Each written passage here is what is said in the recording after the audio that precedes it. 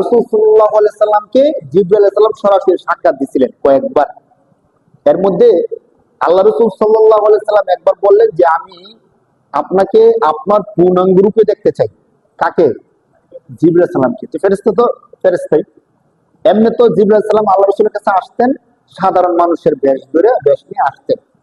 তো আল্লাহ রাসূল বললেন যে আমি আপনাকে আপনার যে রূপ আছে ওই রূপ নিয়ে দেখতে চাই।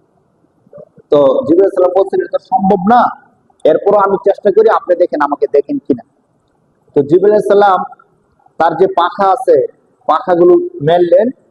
কোন কোন রিওয়ায়াতের মধ্যে আসছে ৬০০ ডানা আছে হযরত জিবরাইল সালামের। ডানাগুলোর পরিমাণ কেমন এর ব্যাখ্যা করতে গিয়ে তাফসীরের মধ্যে একটা আসছে, আমি ধারাবাহিকভাবে বলে ফেলি ছোট্ট করে। যখন আল্লাহ তাআলা কওমে লূতকে ধ্বংস করে দিতে চাইলেন, একটা জাতি ছিল যারা সমকামী ছিল। হ্যাঁ, সবাই তুলনামূলক বড় ছোট সমাজের সমাজপতি সবাই সমকামী ছিল। তারা মজলিসের মধ্যে খারাপ কাজটা করত। তো আল্লাহ তাআলা চাইলেন তাদেরকে সমূলে ধ্বংস করে দিবেন। তখন জিবরাইল সালামকে বলার পরে তিনি কি করছেন, তার যে ডানা আছে এই ডানার একটা কোণা শুধু মাটির মধ্যে আপনি দাবাই দিচ্ছেন।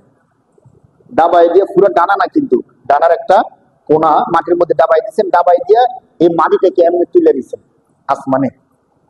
হ্যাঁ, যেমন আমি আমার এই কনিষ্ঠ আঙ্গুল দিয়া মাটি নিলাম, পিঁপড়ার গর্ত থেকে একটু মাটি নিয়ে মাটিটা উপরে উঠাইলাম আর এমনি উঠে দিলাম। তো ঠিক এই কাজটাই করছে। তাহলে ৬০০ ডানার মধ্যে একটা ডানার অবস্থা যদি এই হয়, ধরেন আসমানের মধ্যে নিচ্ছেন, নেওয়ার পরে এইভাবে শুধু উল্টে দিচ্ছেন। উল্টে দেওয়ার পরে এই জাতিকে আর খুঁজে পাওয়া যায় নাই, এই দেশও খুঁজে পাওয়া যায় না। ইতিহাসের মধ্যে এখন এতটুকু সূত্র পাওয়া যায়, পৃথিবীর মধ্যে যে ডেড সি নামে একটা সমুদ্র আছে, যে সমুদ্রের মধ্যে মানুষ বাইসা থাকে, কোনো প্রাণী টানে জন্ম হয় না, ওই সমুদ্রটাই ছিল কওমে লূতের অবস্থান। এখন পর্যন্ত ওখানে ভালো কিছু আর জন্ম হয় না। তো ডানা ৬০০ ডানার একটা কোণা যদি এমন হয়, তো ৬০০ ডানা কত বড়, আর যার ৬০০ ডানা আছে ওই ফেরেশতাটা কত বড়। তখন জিবরাইল সালাম যখন আসমানের মধ্যে তার অবস্থাটা তুলে ধরার চেষ্টা করতেছিল, পুরোপুরি তুলে ধরা সম্ভব হচ্ছিল না, তখন তিনি চলে আসছেন। এসে বলতেছেন, আল্লাহ রাসূল আপনি কিছু দেখছেন?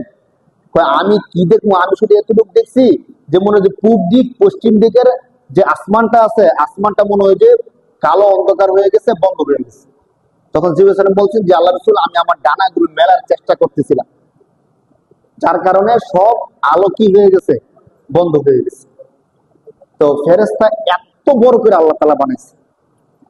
তো ফেরেশতার যদি আকৃতি এমন হয় যে আল্লাহ এত বিশাল আকৃতির ফেরেশতা বানাইছেন, ওই আল্লাহর ক্ষমতা কত বেশি একটু চিন্তা করি আমরা। দেখেন